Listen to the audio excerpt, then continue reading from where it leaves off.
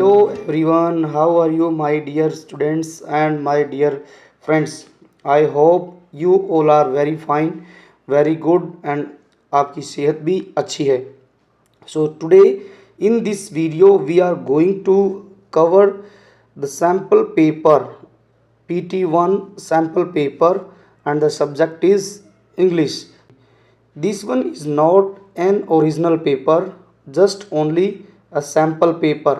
ये एक sample paper है, ये कोई ओरिजिनल पेपर नहीं है और सिर्फ ये प्रैक्टिस के लिए है, क्योंकि जो सेकंड क्लास थी लास्ट ईयर वो थर्ड में आ गई है और थर्ड में जो पेपर का पैटर्न है, स्टाइल है, वो सेकंड क्लास से अलग है केवीएस में.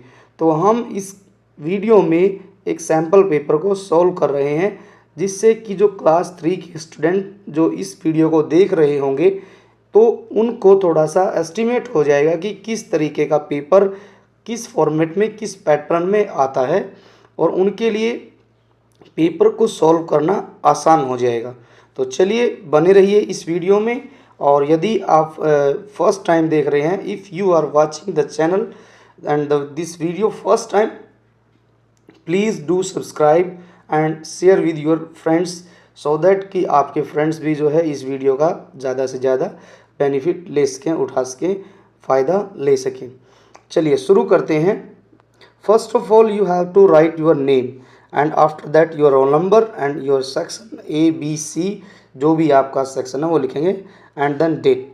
आगे है नेक्स्ट कॉम्पिटेंसी क्या क्या रहेंगी कि जो पेपर होगा किस पैटर्न में होगा.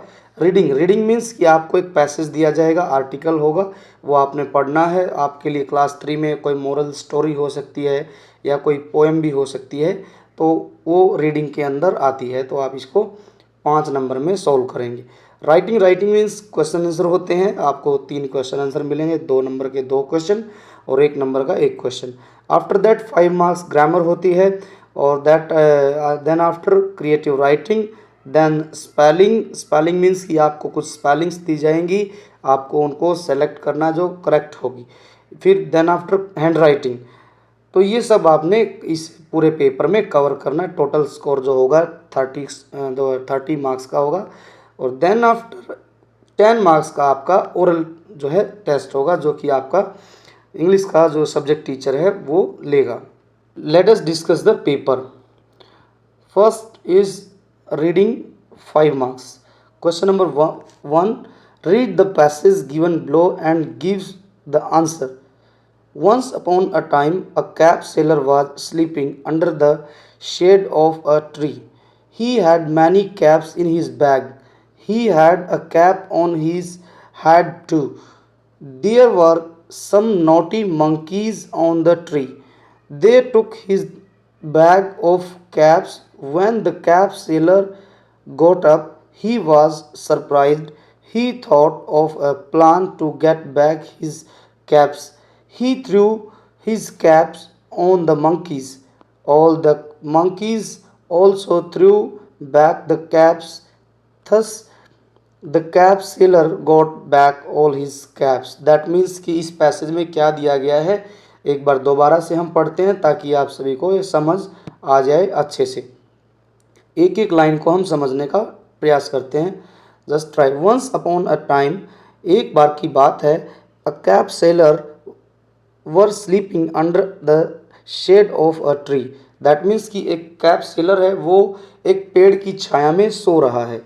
He had many caps in his bag, और उसके बैग में ढेर सारी कैप हैं, टोपी हैं. वो अपने साथ एक बैग कैरी किए हुए है और उसमें ढेर सारी टोपियाँ हैं. टोपी बेचने के लिए वो जा रहा है.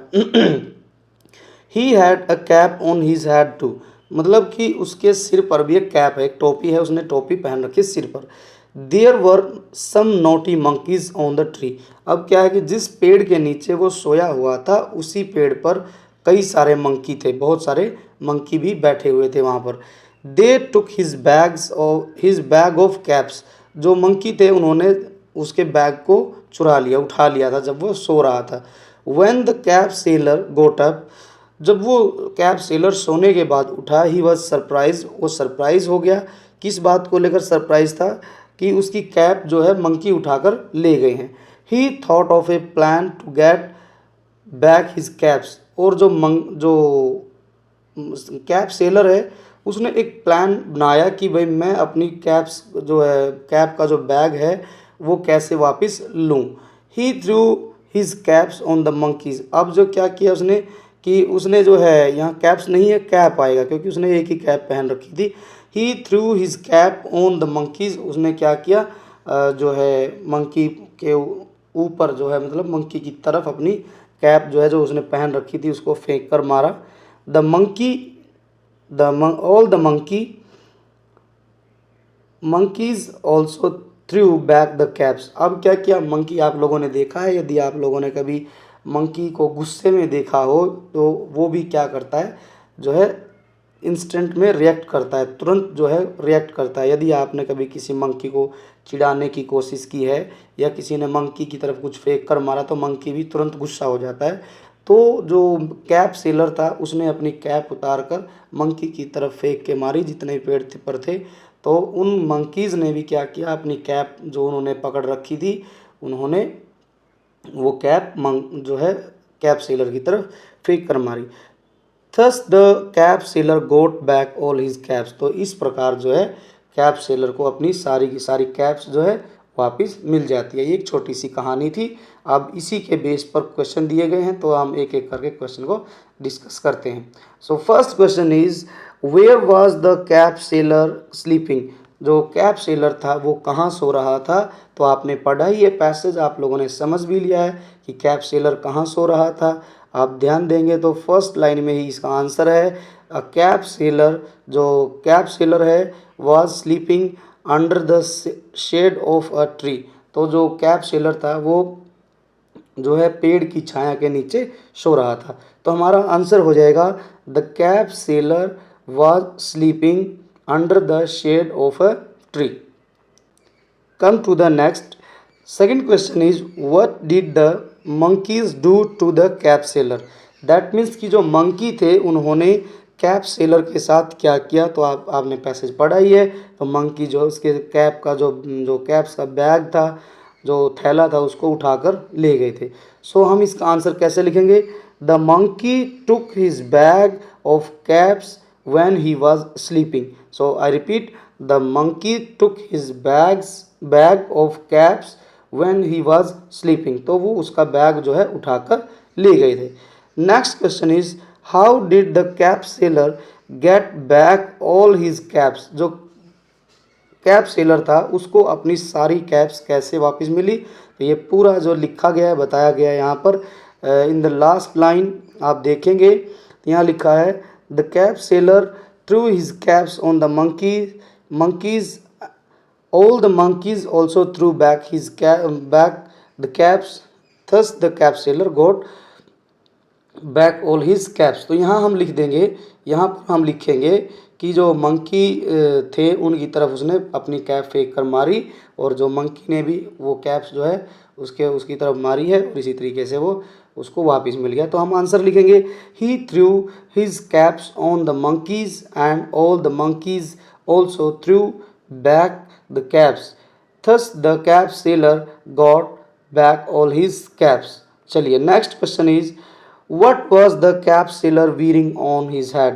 तो कैप सेलर ने अपने जो हेड है सिर पर क्या पहना था। तो क्या पहना था उसने, कैप सेलर ने एक कैप ही पहनी थी। तो हम लिखेंगे the cap seller was wearing a cap on his head. Next question is right any two naming word from the given passage. आपने पैसेज अच्छे से पढ़ा है, यू ऑल हैव नोन कि इस लेसन में किस चीज़ के बारे में बताया गया है। तो हम उसमें से देख के हम जो है यहाँ 3 to 4 नेमिंग वर्ड लिख सकते हैं। First name is cap seller, second is monkey, third is cap and fourth is bag, fifth word is tree. तो बहुत सारे शब्द हैं, आप जो है अपने हिसाब से यहाँ पर कोई भी 2 वर्ड लिख सकते हैं। Next is writing. राइटिंग में आपको 3 क्वेश्चन मिलेंगे, 2 नंबर के 2 हैं, 1 नंबर का 1 क्वेश्चन है, 1 मार्क का 1 question. First question is why did the children want to share the crayons. ये जो फर्स्ट लेसन से है, चैप्टर 1 जो है हमारा इंग्लिश का, कलर जो पोएम है हमारी उसी से ये लिया गया है कि जो चिल्ड्रन हैं, वो बच्चे हैं, वो क्रेयॉन्स को क्यों शेयर करना चाहते थे। So answer is the children wanted to share the crayons to make a full या फिर कंप्लीट पैक ऑफ कलर्स। तो वो जो बच्चे थे वो एक फुल पैक जो है कलर्स का बनाना चाहते थे। कुछ कलर्स जो है एक बॉय के पास थे एंड कुछ कलर वो गर्ल के पास थे, तो वो एक दूसरे के साथ शेयर करके एक पूरा पैक जो है कलर्स का बनाना चाहते थे। इसीलिए इसका आंसर हो जाएगा the children wanted to share the crayons to make a full pack of colors. Second question is, what did Badal come across by the side of the land? तो इसका मतलब है कि बादल जब जो है लैंड के साइड से जा रहा था, मतलब रास्ते से जा रहा था, तो उसको क्या मिला था। आप लोगों ने बादल एंड मोती वाला लेसन पढ़ा ही होगा, उसमें बादल जब जा रहा था तो उसको क्या मिला था वही बताना है। तो हम यहाँ पर लिखेंगे बादल came across a shivering puppy by the side of the road. ये हमारा आंसर हो जाएगा कि बादल को क्या मिला था। बादल को एक शिवरिंग पपी, कांपता हुआ, शिवरिंग का मतलब होता है कांपना, ठंड से, बुखार से। जैसे हम कई बार हमें बुखार हो जाता है तो उसमें हम कांपने लग जाते हैं, ठंडक ठंडक लगती है, ठीक है, तब भी हम कांपते हैं। तो वो पपी भी ऐसे ही था, उसको बादल को एक पपी मिला था।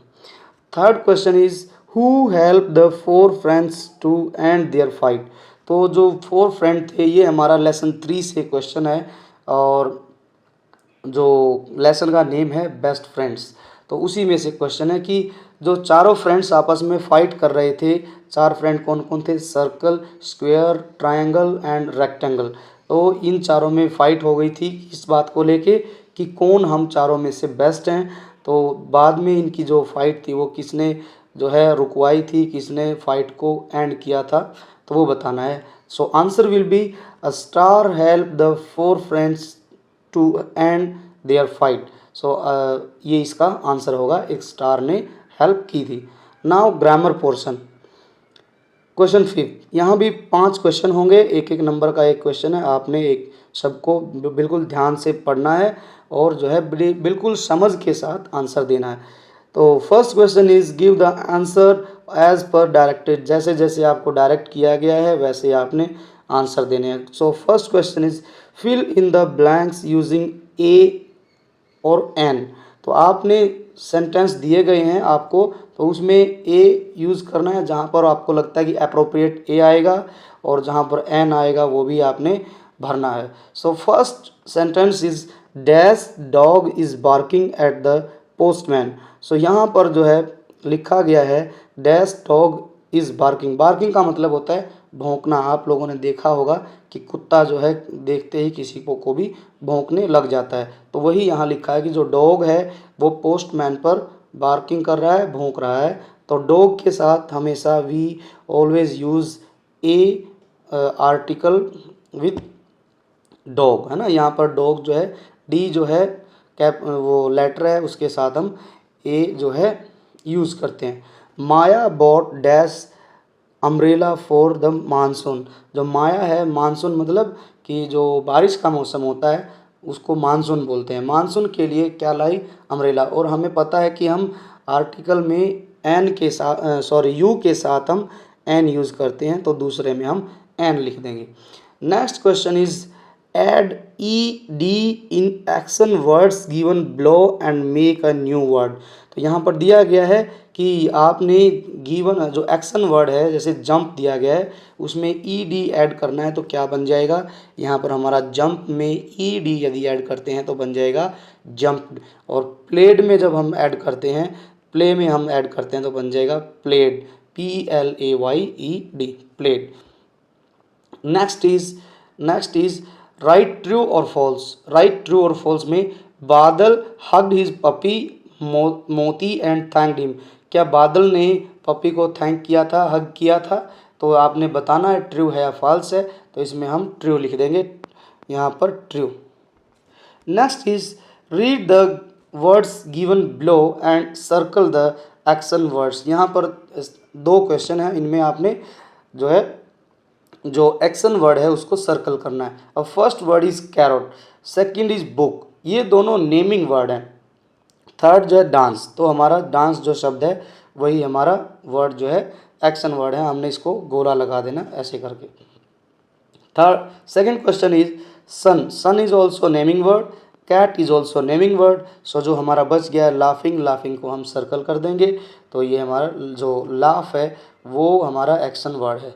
Now creative writing, creative writing में क्या दिया गया है, right a few lines about your friend, तो आपने अपने फ्रेंड्स के बारे में 4 लाइनें लिखनी हैं। आपके कोई भी आपका दोस्त हो सकता है, आप उसके बारे में 4 लाइनें लिखेंगे। I have a friend, the name of my friend is dash, जो भी आपके फ्रेंड का नेम है और उसकी अच्छी अच्छी 2 बातें लिखनी है ना। ही ऑलवेज हेल्प मी, और उसके अलावा भी आप जो आपको अच्छा लगता है वो लिखेंगे। यदि ये आपको लगता है कि मैं फ्रेंड्स के बारे में नहीं लिख पाऊँगा, तो आप यहाँ सेकंड जो क्वेश्चन दिया गया है वो पढ़ते हैं, उसके बारे में लिखेंगे। Look at the pictures given below, they tell us the story of 2 friends, a pigeon and an ant, but the picture are jumbled up. Jumbled up का मतलब होता है मिक्सअप हो गई है, ठीक है। जैसे हम मिक्स कोई भी कर देते हैं चीज़ और फिर उसको अलग अलग करके जो है एक अरेंज करना है सूटेबल ऑर्डर में, तो वही करना है इसमें भी। Number them to get the correct order to make a story, अब हमने स्टोरी बनानी है नंबर करके। यहाँ पर देखिए, यहाँ पर पिजन है और एक एंट है, तो हम ध्यान से देखेंगे तो यहाँ पर जो है फर्स्ट पिक्चर में एक जो है एंट है वो पानी में गिर गई है और ऊपर पिजन बैठा है, इसके जो जो चोंच है उसमें एक लीफ है। सेकंड पिक्चर में जो है एंट पत्ते पर बैठ गई है, और थर्ड पिक्चर में एंट जो है एक हंटर को काट रही है हाथ पर, और जो है कबूतर उड़ गया है। फोर्थ पिक्चर में जो है पिजन जो है एक टहनी पर ब्रांच पर बैठा हुआ है, और एक में जो है फिफ्थ पिक्चर में एंट जो है पानी में गिर गई है, और नेक्स्ट पिक्चर जो है लास्ट पिक्चर उसमें एंट जो है वो पिजन की तरफ देख रही है, और पिजन जो है जो चींटी का थैंक यू बोल रहा है। Now fill in the blank using the correct words in the box to complete the story. हमने अब जो है इस स्टोरी को कंप्लीट करना है, तो हम इसको पहले यहाँ से पढ़ते हैं फिर हमें समझ आएगा। ये जो वर्ड जो दिए गए हैं वो भरने हैं नीचे ब्लैंक्स में। लीफ, फ्लू, ब्रांच, जो है क्लाइंब, फेल, स्ट्रीम, हंटर, ये सब कुछ वर्ड हैं, इनको भरते हैं। सो चलिए आइए कहानी पढ़ते हैं। Dove was resting on a tree, तो डव है या पिजन, ठीक है। आप यहाँ डव दिया गया है, ऊपर पिजन बताया गया था, तो हम डव को ही पढ़ेंगे अब। अ डव वॉज रेस्टिंग ऑन है, कहाँ रेस्ट कर रहा है, तो फर्स्ट पिक्चर यहाँ पर हमारी ये हो जाएगी, तो हम यहाँ पर लिखेंगे A dove was resting on a dash of a tree near a dash, तो कहाँ कर रहा है ये, ब्रांच पर, एक डाली पर बैठा हुआ है, तो हम यहाँ पर पहले वाले में ब्रांच भर देंगे, ठीक है। Next is near a stream, ठीक है, ये स्ट्रीम दिया गया है, एक झरना है या मतलब नदी बह रही है। An ant dash into the stream, जो एंट है वो क्या हो गई, फैल हो गई, गिर गई है, तो सेकंड पिक्चर ये यहाँ पर दिखाया गया है, पानी में गिर गई है। Into the stream and cried for help, और वो हेल्प करने के लिए चिल्लाने लगी। The Dove dropped a dash, अब ड्रॉप क्या किया उसने, क्या, लीफ को किया है ड्रॉप, तो हम यहाँ पर अब थर्ड पिक्चर ढूंढेंगे क्या करता है, ये रहा, यहाँ पर हम भर देंगे third picture. Next is the Dove drop the leaf into the stream, the ant dash on a leaf, अब जो एंट है वो क्लाइंब हो, वो उस पर चढ़ गई है, ये फोर्थ पिक्चर है हमारी, नंबर डाल देंगे। अब जो है एंट जो है पत्ते पर चढ़ गई है और वो लैंडेड सेफली, वो बाहर आ गई है उस स्ट्रीम से। Another day the ant saw dash aiming at the Dove, अब जो है एंट ने देखा कि कौन, हंटर जो है डव के ऊपर एम कर रहा है, जो टारगेट बना रहा है, तो फिफ्थ पिक्चर हमारी ये हो जाएगी। फिफ्थ ईयर जो है आप ध्यान से देखेंगे तो ये टारगेट लगा रहा है, और लास्ट पिक्चर बच के यहाँ पर हम सिक्स नंबर लिख देंगे। इस तरीके से हमारी कहानी पूरी हो जाएगी।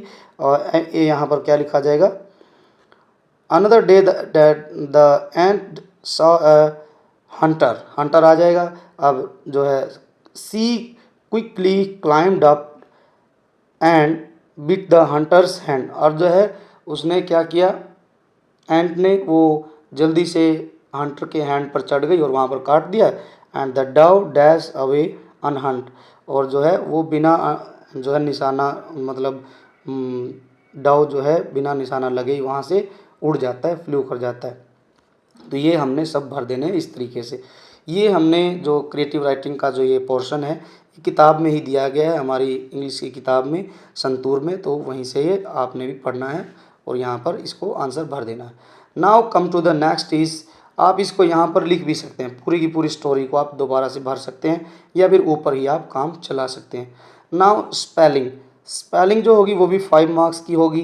क्या दिया गया है, rearrange the letters to find the hidden colours name, RUPPLE। तो आप इसको थोड़ा सा ध्यान से देखेंगे तो ये हमारा बन जाएगा RUPPLE, यूज़ करके हम बना सकते हैं purple. The word is purple. Second word will be green, तो GREEN, that means word will be green. Second question is arrange the words in the alphabetical order. जैसे हम अल्फ़ाबेट हमारे होते हैं, फर्स्ट जो अल्फ़ाबेट होता है हमारा A, second B, third is C, तो उसी हिसाब से हमने इन वर्ड्स को लगाना है। सो फर्स्ट वर्ड जो होगा हमारा वो the word will be Apple. Apple के बाद जो है हमारे पास चेरी, चेरी के बाद जो है हमारे पास ग्रेप्स, ग्रेप्स के बाद हमारे पास जो last word will be orange. तो इस तरीके से हमने इनको सभी को लिख देना है। Next question is circle the correct spelling. यहाँ पर हमने सर्कल लगाना है, तो यहाँ पर आप देखेंगे MOUNTAIN, माउंटेन MAUNTAIN, तो यहाँ से आपने सही जो स्पेलिंग है माउंटेन की उसको हमने सर्कल करना है। Next question is choose the correct spelling. तो आपने करेक्ट स्पेलिंग को चूज करना है यहाँ से। तो क्या दिया गया sentence, Badal's mother gathered the dash to help. जो बादल की मदर ने नेबर्स को इकट्ठा किया था हेल्प करने के लिए, बादल को खोजने के लिए। तो नेबर की जो स्पेलिंग है उसको आपने यहाँ पर फिल करना है कौन सी सही है। इनमें से आप कोई एक टिक भी कर सकते हैं। Next is handwriting. Handwriting portion में write the following passage neat and clean. यहाँ पर हैंड राइटिंग दी गई है, आपने इसको सुंदर सुंदर कर्सिव राइटिंग में लिखना है। Hungry fox once looked everywhere for food. एक जो हंग्री जो मतलब भूखी लोमड़ी है वो जो है भोजन की तलाश में जो है वो सब जगह भोजन को ढूंढ चुकी है। She could not find anything until she stumbled upon a farmer's wall. अब क्या किया उसने, उसको कुछ नहीं मिला तो वो जो किसान की जो दीवार थी उसके ऊपर से कूद गई। She saw big purple juicy grapes, grapes देखे उसने पर्पल कलर के juicy. She jumped as high as possible to reach the grapes. उसने बहुत कोशिश की कि वो उन अंगूरों को खा सके जो जूसी थे, पर्पल कलर में दिख रहे थे। No matter how time see tried, उसने बहुत बार कोशिश की उन अंगूरों को खाने की, बट सी फेल्ड, वो फेल हो गई। Finally C gave up and went home, और वो लास्ट में हार मान लेती है और जो है वो अपने घर चली जाती है। Thinking to herself that the grapes must have been sour anywhere. तो वो बोलती है कि शायद ये अंगूर खट्टे होंगे इसलिए ये मेरी पहुंच से बाहर हैं, और वो इस तरीके से हार मानकर चली जाती है। तो इस तरीके से ये हमारा पेपर था। आई होप कि आप लोगों को ये पूरा पेपर समझ आ गया होगा, कैसे आपने इसके आंसर लिखने हैं और किस तरीके से आपने इसको अच्छे तरीके से अटैम्प्ट करना है। सो आई होप कि आपके लिए ये बेनिफिशियल रहेगा और आप इसको ज़्यादा से ज़्यादा शेयर करें। आप पहली बार चैनल को देख रहे हैं so please do subscribe for next video, और हम मिलेंगे in the next video. Till then take care, bye bye, thank you.